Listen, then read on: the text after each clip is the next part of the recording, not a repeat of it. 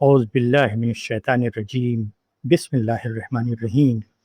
سورہ نساء، ترجمہ اور تفسیر، آیت نمبر 36 سے آیت نمبر 40 تک۔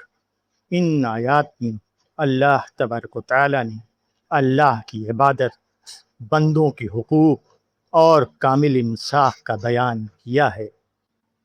وَاعْبُدُوا اللَّهَ وَلَا تُشْرِكُوا بِهِ شَيْئًا وَبِالْوَالِدَيْنِ احسانا وبذی القربى والیتامى والمساکین والجار ذی القربى والجار الجنب والصاحب بالجنب وابن السبیل وما ملکت ایمانکم ان اللہ لا يحب من کان مختالا فخورا الذین یبخلون ویامرون الناس بالبخل ویکتمون ما آتاہم اللہ من فضلہ وَأَعْتَدْنَا لِلْكَافِرِينَ عَذَابًا مُهِينًا وَالَّذِينَ يُنْفِقُونَ أَمْوَالَهُمْ رِئَاءَ النَّاسِ وَلَا يُؤْمِنُونَ بِاللَّهِ وَلَا بِالْيَوْمِ الْآخِرِ وَمَنْ يَكُنِ الشَّيْطَانُ لَهُ قَرِينًا فَسَاءَ قَرِينًا وَمَاذَا عَلَيْهِمْ لَوْ آمَنُوا بِاللَّهِ وَالْيَوْمِ الْآخِرِ وَأَنْفَقُوا مِمَّا رَزَقَهُمُ اللَّهُ وَكَانَ اللَّهُ بِهِمْ عَلِيمًا ان اللہ لا یظلم مثقال ذرۃ وان تک حسنۃ یضاعفها ویؤت من لدنہ اجرا عظیما۔ سورہ نساء کی ان آیات کا ترجمہ ہے، اور اللہ کی عبادت کرو اور کسی چیز کو اس کا شریک نہ بناؤ، اور اچھا سلوک کرو ماں باپ کے ساتھ اور قرابت داروں کے ساتھ اور یتیموں اور مسکینوں اور قرابت دار پڑوسی اور اجنبی پڑوسی اور پاس بیٹھنے والے اور مسافر کے ساتھ اور مملوک کے ساتھ۔ بے شک اللہ پسند نہیں کرتا اترانے والے، بڑائی کرنے والے کو، جو کہ بخل کرتے ہیں اور دوسروں کو بھی بخل سکھاتے ہیں، اور جو کچھ انہیں اللہ نے اپنے فضل سے دے رکھا ہے اس کو چھپاتے ہیں۔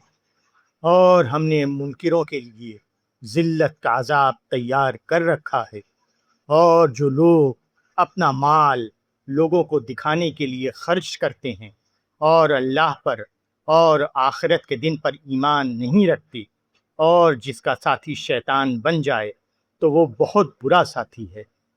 ان کا کیا نقصان تھا اگر وہ اللہ پر اور آخرت کے دن پر ایمان لاتے اور اللہ نے جو کچھ انہیں دے رکھا ہے اس میں سے خرچ کرتے، اور اللہ ان سے اچھی طرح باخبر ہے۔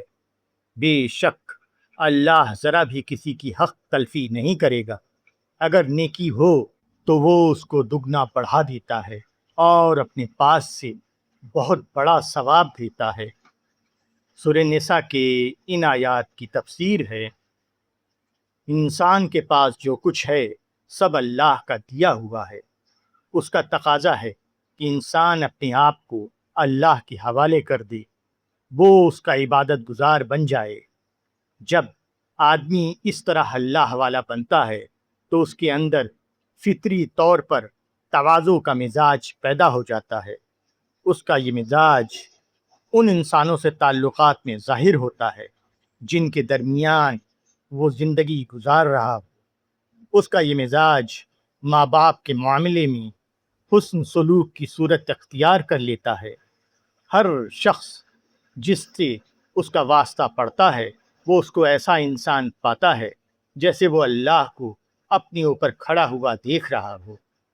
وہ ہر ایک کا حق اس کے تعلق کے مواقع اور اس کی حاجت مندی کے مناسب ادا کرنے والا بن جاتا ہے۔ جو شخص بھی کسی حیثیت سے اس کے رابطے میں آتا ہے اس کو نظر انداز کرنا اس کو ایسا لگتا ہے جیسے وہ خود اپنے کو اللہ کے یہاں نظر انداز کیے جانے کا خطرہ مول لے رہا ہے۔ جو شخص اپنے آپ کو اللہ کے حوالے نہ کرے اس کے اندر فخر کی نفسیات ابھرتی ہے۔ اس کے پاس جو کچھ ہے اس کو وہ اپنی محنت اور قابلیت کا کرشمہ سمجھتا ہے۔ اس کا نتیجہ یہ ہوتا ہے کہ وہ اپنی کمائی کو صرف اپنا حق سمجھتا ہے۔ کمزور رشتہ داروں یا محتاجوں سے تعلق جوڑنا اس کو اپنے مقام سے نیچے درجے کی چیز معلوم ہوتی ہے۔ وہ اپنی مصلحتوں یا خواہشوں کی تسکین میں خوب مال خرچ کرتا ہے، مگر وہ مدیں جن میں خرچ کرنا اس کی انا کو عذاب دینے والا نہ ہو، وہاں خرچ کرنے میں اس کا دل تنگ ہوتا ہے۔ نمائش کے مواقع پر خرچ کرنے میں وہ فیاض ہوتا ہے، اور خاموش دینی مواقع پر خرچ کرنے میں بخیل۔ جو لوگ خدا کی نعمت سے تواضع کی بجائے فخر کی غذا لیں، جو خدا کے دیے ہوئے مال کو خدا کی بتائی ہوئی جگہوں پہ خرچ نہ کریں، البتہ اپنے نفس کے تقاضوں پر خرچ کرنے کے لیے فیاض ہوں، ایسے لوگ شیطان کے ساتھ ہیں۔